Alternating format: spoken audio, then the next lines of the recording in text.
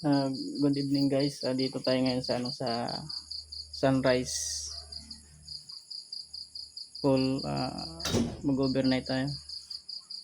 Bago magtrabaho. Mm. Bang- Ito yung ating rooms. Ito pala yung pinaka last gala namin overnight dito sa Sunrise. Medyo malapit. Ito yung CR nila. Kasi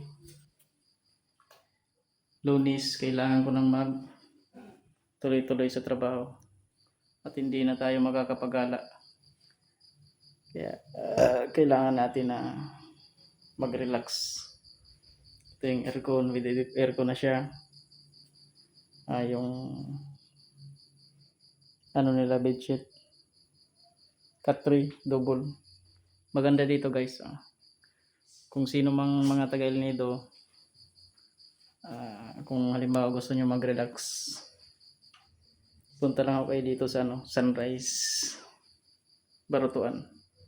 So yun lamang po. Maraming salamat and God bless you all. Thank you.